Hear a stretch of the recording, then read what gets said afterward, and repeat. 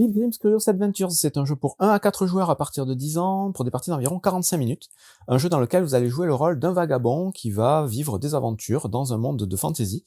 Votre but, ça va être de ramasser ou trouver différents objets, de rencontrer des compagnons qui vont vous accompagner, et surtout donc de résoudre des cartes aventures et des petites quêtes, des objectifs de fin de partie. Tout ça tout au long de 4 journées que vont durer la partie. Le joueur qui aura le plus de points de victoire avant la fin de la partie sera déclaré vainqueur. C'est un jeu qui va pouvoir se jouer en solo, j'expliquerai les règles de solo tout à la fin. Pour la mise en place, vous allez mettre le grand plateau au centre de la table et vous allez y mettre dessus un certain nombre de cartes. Vous avez 2 paquets de cartes bien distincts à mettre à côté de ce plateau. Vous avez les cartes avec les personnages avec un petit chapeau, ce sont les aventuriers, ce sont les compagnons que vous allez pouvoir rencontrer. Ces cartes-là, vous allez les mélanger, vous allez en placer une sur chaque emplacement avec une icône de feu de camp. Donc il y en a 6 en tout sur le plateau, 2 en bas, 2 au milieu et 2 en haut. Ensuite, sur tous les autres emplacements, vous allez prendre le tas de cartes avec un petit cube dessus. Ce sont les objets du jeu. Donc là, pareil, vous allez mélanger toutes les cartes et vous allez piocher et mettre dans le sens de lecture une carte sur chaque emplacement sur lequel il n'y a pas de feu de camp. Donc vous remplissez le tableau intégralement de cette façon-là. Ensuite, vous allez piocher des tuiles de quête. Donc ces tuiles-là, elles sont lettrées en bas A, B ou C. Il faudra une tuile A, une tuile B, une tuile C, que vous prendrez dans la boîte, il y en a plusieurs de chaque type. Et vous les placerez à cet endroit-là, peu importe l'ordre, vous n'êtes pas obligé de faire A, B, C, vous pouvez les mettre dans l'ordre que vous voulez. Vous allez mettre le jeton de compteur de manches sur l'emplacement le plus à gauche de la piste ici. Donc vous voyez, vous avez 4 emplacements, donc 4 manches. Et ensuite, vous avez 2 autres types de cartes, ce sont les cartes aventures. Donc là, elles sont divisées en 2 tas. Les cartes bleues sont les aventures de niveau 1, les cartes vertes, les aventures de niveau 2. Là encore, vous mélangez ces 2 tas. Et pour le début de la partie, vous allez mettre 3 cartes aventures niveau 1 et 2 cartes aventures niveau 2, exactement comme j'ai fait ici. C'est tout pour la mise en place générale. Ensuite, on va faire la mise en place pour chaque joueur. Donc chaque joueur va récupérer une petite plaquette à une couleur spécifique.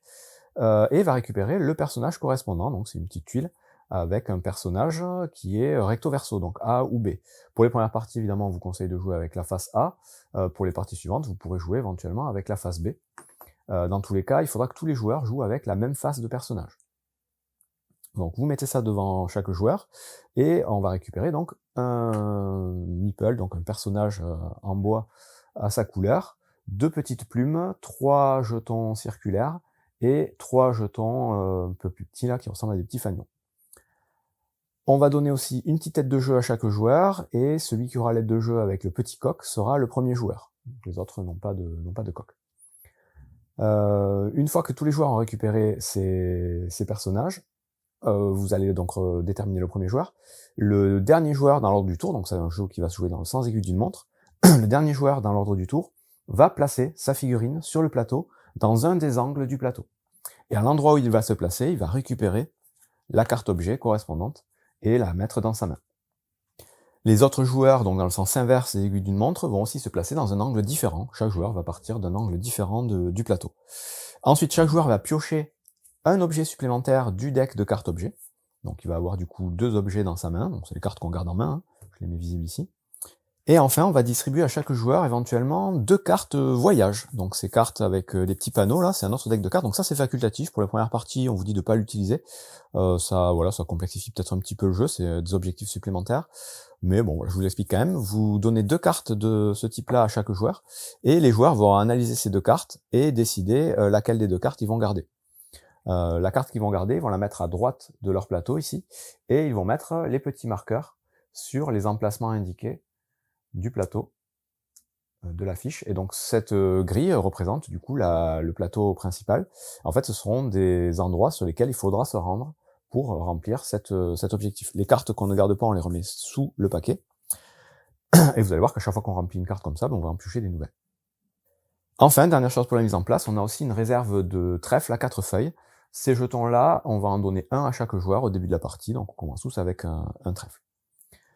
Et une fois qu'on a fait tout ça, on est prêt à commencer la partie. Donc une partie de Pilgrim's Curious Adventures va durer exactement 4 manches.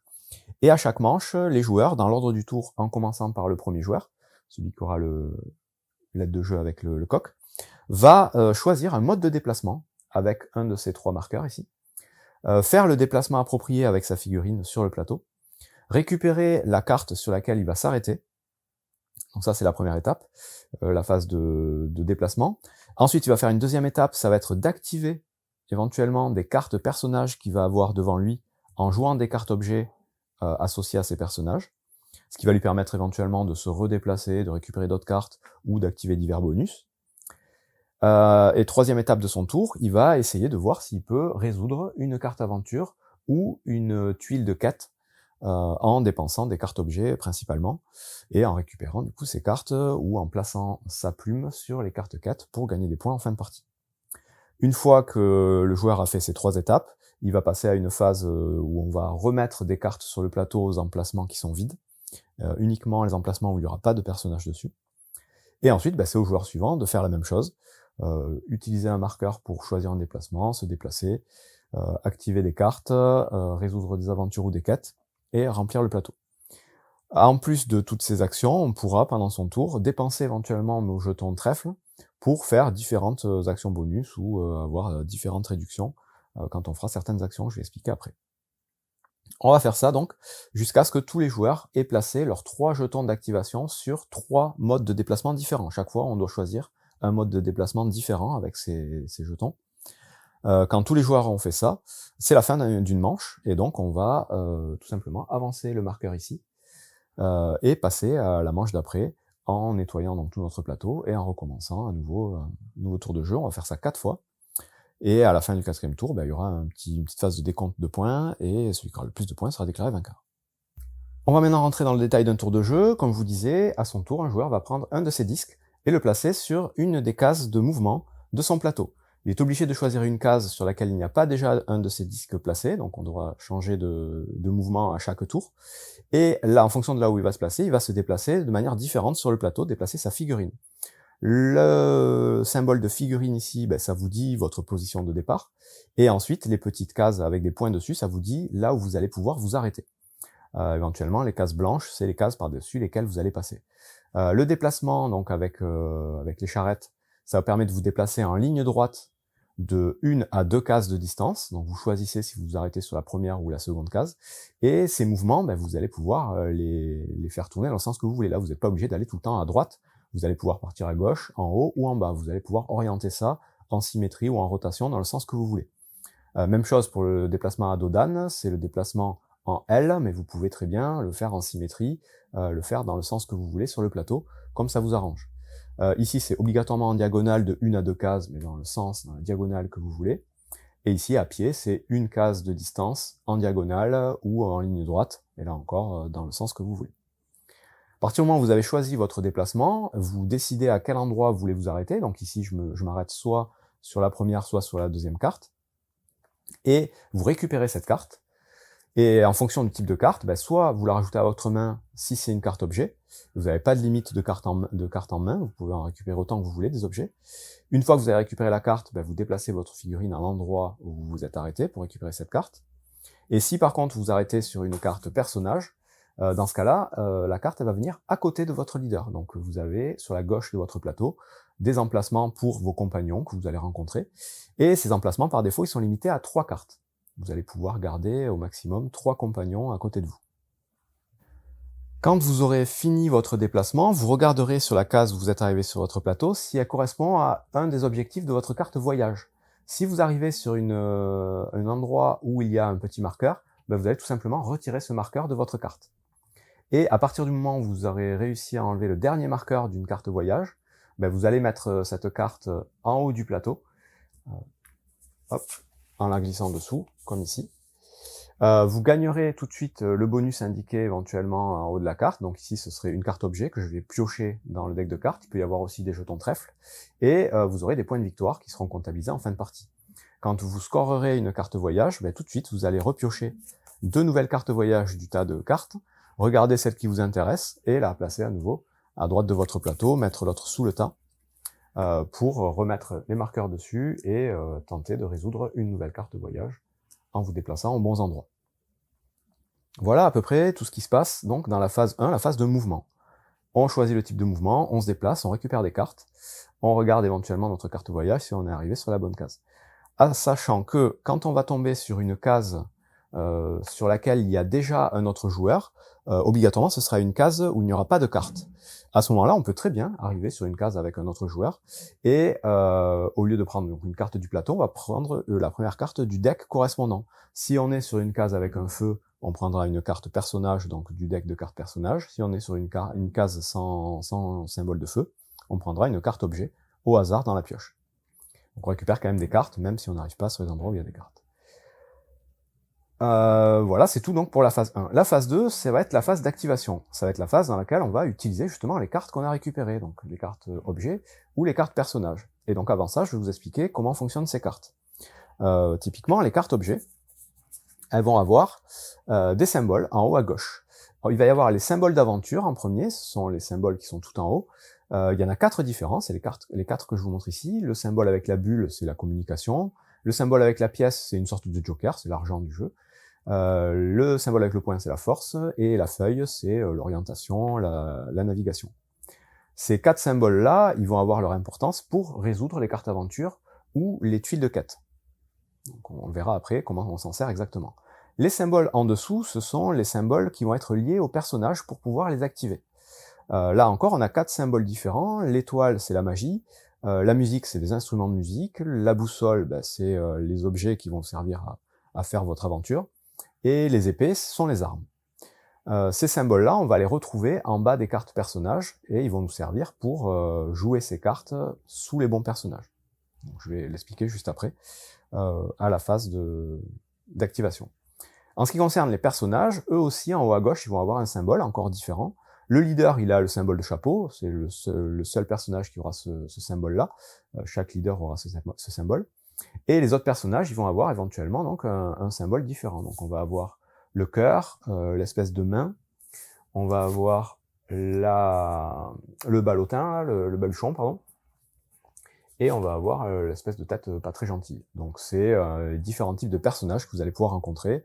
Les personnages gentils, les créatures, les vagabonds, et les scélérats, les personnages pas très gentils. Donc ça encore, ça aura son importance pour résoudre éventuellement les cartes aventure et les objectifs de quête. Voilà comment fonctionnent les cartes, comment elles sont présentées à chaque fois. Maintenant, donc dans la phase 2, la phase d'activation, on va avoir la possibilité de jouer des cartes objets de notre main en dessous d'un de nos personnages. Donc là, on va avoir le choix du personnage qu'on va activer. On pourra jouer une seule carte à son tour, à cette phase d'activation, et il faudra, pour jouer cette carte, que le symbole de la carte corresponde au symbole qui se trouve en bas du personnage auquel on attribue la carte. Donc là, le personnage de départ, le héros, il a toujours 2 symboles. Lui, par exemple, il a un symbole de magie, le symbole d'épée. Donc je peux jouer soit une carte magie, soit une carte épée en dessous de lui. Et quand je fais ça, je vais activer son pouvoir, donc qui est dans le bandeau en bas de la carte. Donc là, lui, il va me permettre de me redéplacer à nouveau pour récupérer à nouveau la carte sur laquelle je vais me trouver. Et en plus, tous les leaders vont avoir la possibilité de réserver une carte aventure parmi celles qui sont présentes en haut du plateau. Dans ce cas-là, je vais prendre la carte et la mettre à droite de mon plateau, et c'est une carte que je pourrais résoudre moi seul quand je ferai la résolution des cartes aventure. On peut avoir qu'une seule carte réservée pendant la partie, et pour donc libérer l'emplacement, il faut la résoudre tout simplement pour pouvoir éventuellement réserver une autre quand on fera cette action. Donc là, je peux jouer ça ici. Si j'avais voulu jouer mon objet sous mon organiste, là, il aurait fallu que ce soit un type note de musique. Donc là, j'aurais pas pu jouer cette carte ici, et j'aurais pas pu déclencher son pouvoir. Lui, son pouvoir, si je joue un objet à sa place, c'est encore un déplacement, cette fois-ci jusqu'à 2 cases en ligne droite, et je récupère la carte où je m'arrête, évidemment. Et si jamais je passe par-dessus, ou j'arrive sur une case où il y a un autre personnage, je gagne un jeton trèfle. J'en ai qu'un. Voilà, et il y a d'autres types d'actions, tous les petits bonus sont expliqués au dos des règles, elles sont pas très compliquées à comprendre. Ça, donc, c'est ce qu'on va pouvoir faire à la phase d'activation, donc on va pouvoir activer un personnage et un seul. Si on ne veut pas ou on ne peut pas activer un personnage en jouant un objet dessous, on va pouvoir à la place récupérer un jeton de trèfle. Et ce qu'il faut savoir, c'est qu'on ne peut jouer qu'un seul objet par personnage. Si il y avait déjà un objet sous mon leader et que je veux à nouveau activer le pouvoir de mon leader, je vais devoir défausser l'objet qui est sous le leader, le mettre dans une des fosses, pour pouvoir jouer une autre carte à la place. Et c'est un peu dommage parce que vous allez voir, les objets, ils sont utiles pour résoudre les cartes aventures après. Voilà donc pour la phase d'activation. Ensuite, on passe à la phase, donc toujours dans le même tour de joueur, hein, à la phase d'aventure, et ça c'est optionnel, on n'est pas obligé de le faire.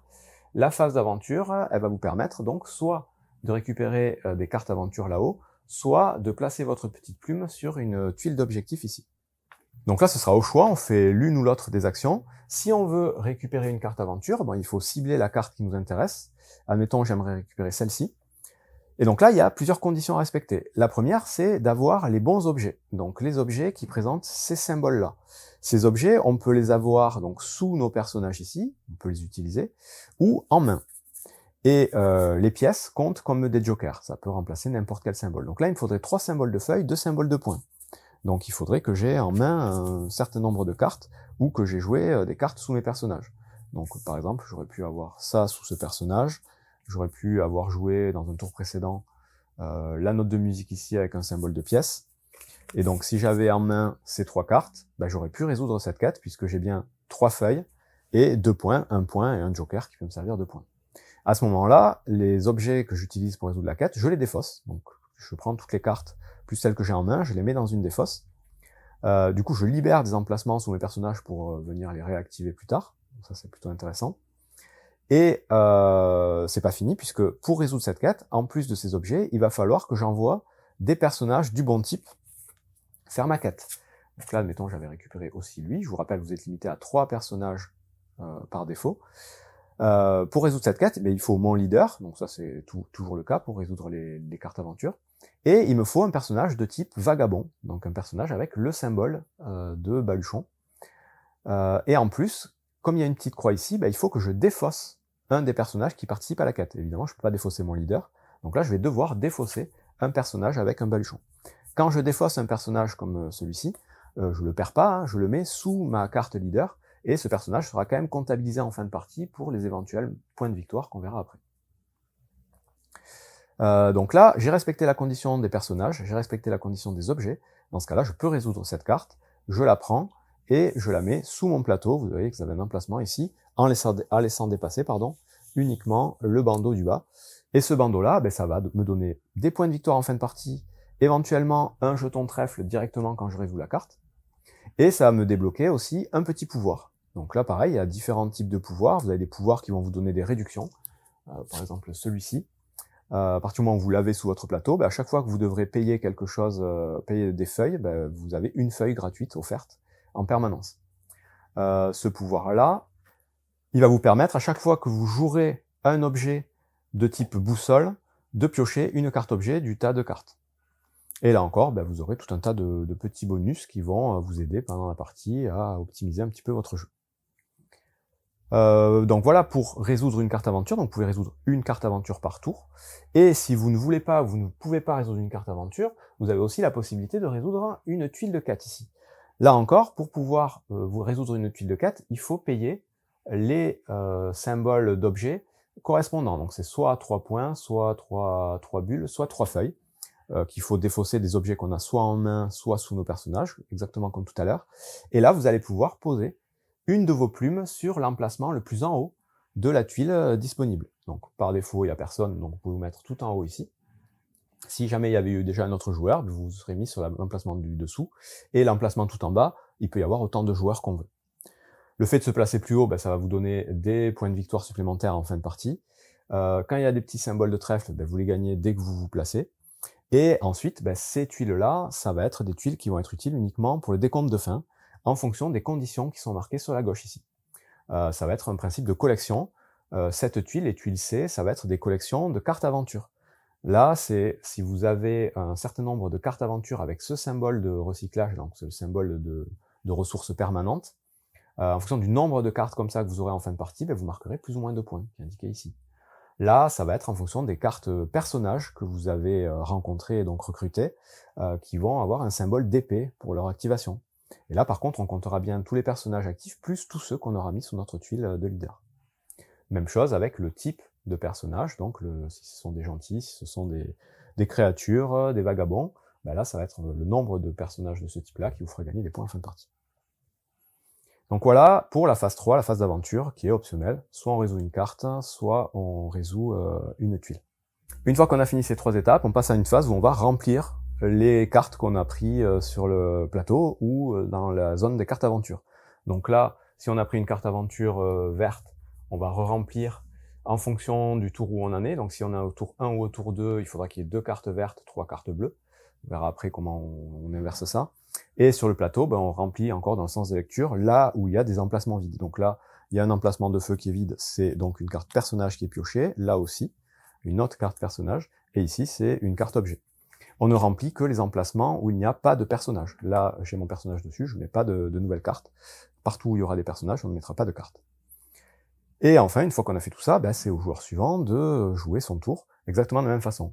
Il se déplace, il récupère des cartes, il active éventuellement un de ses personnages où il récupère un trèfle, il résout éventuellement une carte aventure ou une tuile de quête, et il remet des cartes sur le plateau. Pendant nos phases de jeu, on va aussi pouvoir utiliser éventuellement nos jetons trèfle pour simplifier un peu notre jeu. C'est à ça qu'ils vont servir. Donc il y a 4 utilisations des jetons trèfle. La première, c'est en utilisant un jeton trèfle, on va pouvoir transformer un symbole d'activation d'une de nos cartes objets en un autre. Donc là, par exemple, je dois jouer obligatoirement une carte de type note de musique. Admettons, j'en ai pas dans ma main, mais je veux absolument activer son pouvoir. Je peux très bien jouer n'importe quel type de carte, donc là une carte de type épée. Mais pour ça, je dépense un trèfle pour convertir donc ce symbole, faire en sorte qu'il fonctionne. De la même façon, on peut aussi, on peut faire ça à chaque tour, sans aucun problème. On peut aussi dépenser des trèfles pour que les symboles de quête marchent pour résoudre les cartes aventures ou les tuiles de quête. Donc si je reprends mon exemple ici, si je veux résoudre cette quête, il me faut tous ces symboles. Admettons, j'ai pas le symbole de point, mais il me faut quand même donc 5 cartes différentes. Donc là, hop, on va le faire comme ça. Il me manque, admettons, le symbole de point. Je peux très bien dépenser un jeton pour transformer une feuille en point. Donc en gros, on change le symbole, c'est une sorte de joker aussi, on change n'importe quel symbole sur une de nos cartes pour avoir ce qu'il faut pour résoudre la quête. Même chose pour les tuiles de quête. Ça, donc, c'est la première utilisation, transformer soit les symboles d'activation, soit les symboles de quête. Et ça coûte un trèfle à chaque fois. On peut en utiliser plusieurs à son tour. Deuxième possibilité, c'est de dépenser directement 2 jetons de trèfle pour piocher une carte item. Donc ça, pareil, n'importe quand à son tour, on peut dépenser 2 jetons et on pioche une carte item du deck qu'on rajoute à notre main. Et enfin, la dernière possibilité, c'est une fois encore de dépenser 2 trèfles, et cette fois-ci pour que le type de héros corresponde au type demandé. Donc là, par exemple, pour résoudre cette carte aventure, il me faudrait un personnage de type créature avec la petite main. J'en ai pas, mais je peux très bien dépenser 2 trèfles pour envoyer à la place mon organiste avec le cœur, dire que le cœur finalement c'est la main, et donc je vais défausser plutôt ce personnage plutôt qu'une carte monstre. Ça coûte 2 trèfles de transformer ces symboles. Et donc on récupère la quête éventuellement. Donc voilà ce qui va se passer éventuellement quand on utilise nos jetons trèfles. Donc là, on a vu tout ce qui allait se passer pendant un tour. Ça, on va le faire du coup 3 fois chacun, puisqu'on va utiliser nos 3 disques sur 3 déplacements différents, en faisant à chaque fois les 4 étapes. Et quand tout le monde aura fait ces 3 actions, on passe à un changement de round. Donc là, on va tout simplement récupérer nos 3 disques, relibérer les emplacements. On va avancer le marqueur ici. Et si jamais le marqueur passe du round 2 au round 3, on va tout simplement enlever la carte du milieu des aventures de niveau 1, pour rajouter une carte aventure de niveau 2, et donc il y aura 3 cartes de niveau 2 et 2 cartes de niveau 1. On inverse un peu le ratio, en sachant qu'évidemment les cartes de niveau 2 sont un peu plus compliquées à réaliser et donnent plus de points de victoire de fin de partie. Et on continue du coup jusqu'à la fin du 4e tour. À la fin du 4e tour, on va tout simplement passer à un décompte de fin, et à ce décompte, ça va être très simple, on va additionner tous les points de victoire des cartes quêtes des cartes aventures qu'on aura réussi à placer sous notre plateau. On va rajouter les points de victoire des cartes de voyage qu'on aura réussi à compléter, qui sont au-dessus de notre plateau. Donc les points de victoire, c'est le symbole avec l'étoile jaune. On va regarder si on s'est placé sur les tuiles de quête ici, et gagner donc les points de victoire indiqués sur la tuile, plus les points de victoire conditionnels en fonction de là où on s'est placé. Donc là, je vous disais par exemple, c'est par carte quête, carte aventure avec le symbole comme celui-là. En fonction du nombre que j'ai, et on regarde le tableau qui est ici, si j'en ai qu'une, ça me fait 1 point de plus, si j'en ai 2, ça fait 2 points, 3, ça fait 4 points, et si j'en ai 4 ou plus, ça fait 6 points. Maximum, on marquera 6 points. Là, on va regarder tous les personnages que j'ai que ce soit sous ma tuile ou à côté de mon héros.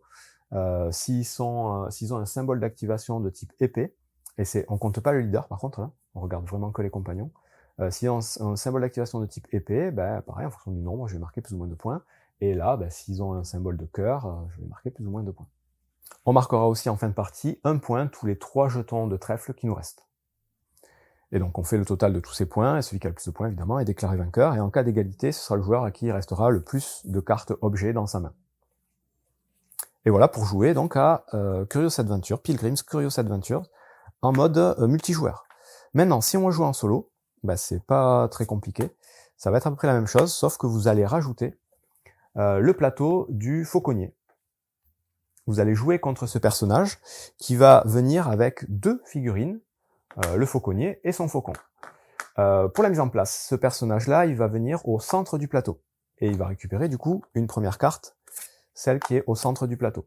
Ces cartes, lui, il va les placer au-dessus de son plateau, ces cartes objets. Il va aussi piocher une carte du deck en début de partie, il aura donc 2 cartes objets comme le joueur. Il a aussi ces 2 petites plumes qu'il va éventuellement venir mettre sur les tuiles de quête. Et lui, il va avoir un deck de cartes spécifique, donc le deck de cartes violet.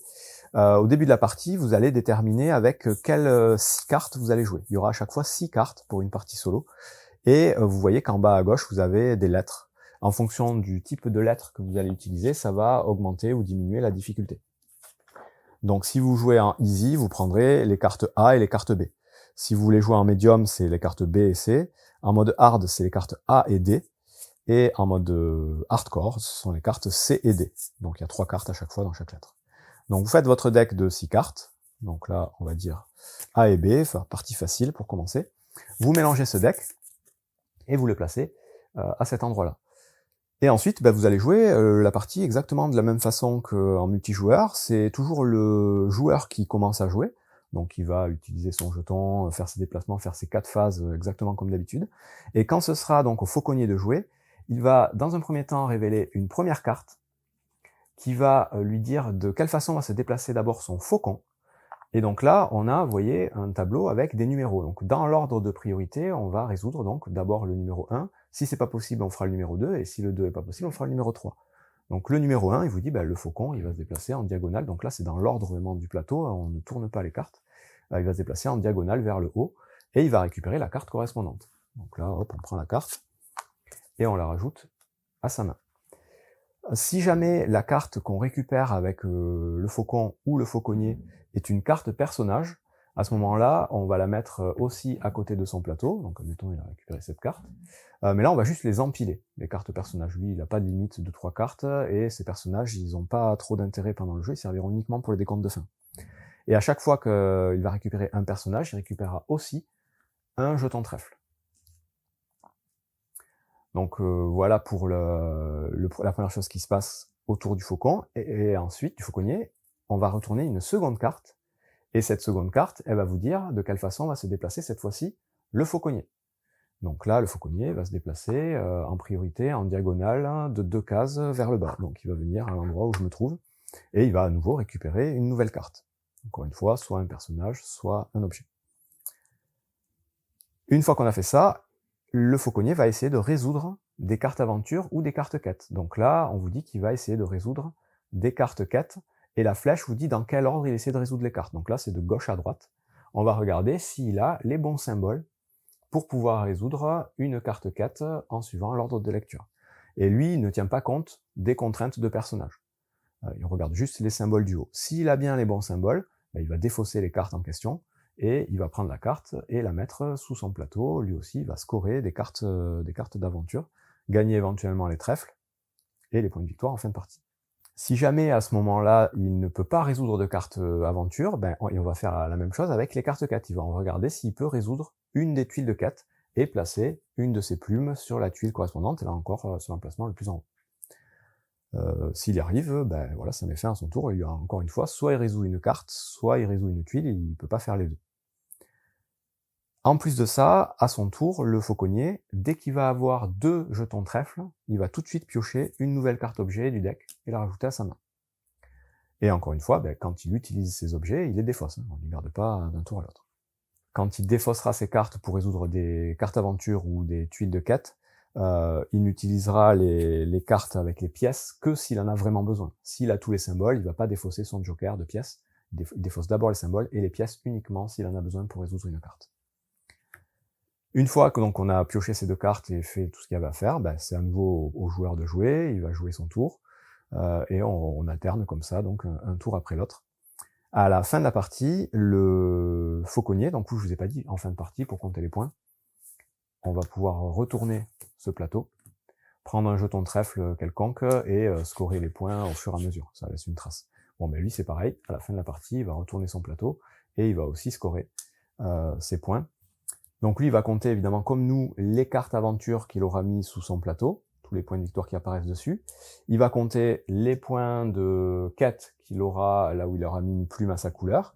Là encore, on va regarder toutes les cartes personnages qu'il a empilées et éventuellement les cartes quête les cartes aventure qu'il a résolues et on verra les points qu'il va marquer. Et il va gagner 1 point par carte objet qui va lui rester en fin de partie dans sa main. En plus de ça, si vous jouez avec les cartes de voyage, vous additionnerez 5 points supplémentaires pour le fauconnier, qui lui ne joue pas les cartes voyage, elles sont que pour vous, mais c'est pour équilibrer un petit peu le scoring. Et donc il faudra que vous ayez plus de points que le fauconnier pour remporter la partie quand vous jouez en solo. Et cette fois, on a fait le tour de toutes les règles de Pilgrim's Curious Adventures, qui est plutôt une bonne surprise. Donc un design très original, que j'aime beaucoup, assez particulier. A priori, c'est tiré d'un jeu vidéo à l'origine, que je ne connaissais pas. Mais voilà, je trouve le design très sympathique, les cartes sont plutôt rigolotes.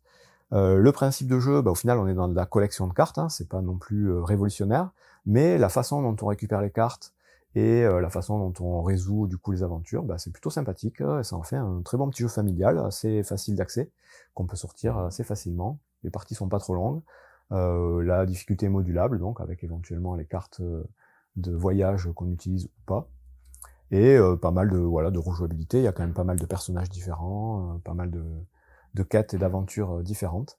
Donc un bon petit jeu que je vous conseille, qui n'existe pour l'instant que en anglais, et je ne sais pas si une version française est prévue pour l'instant. Bon jeu!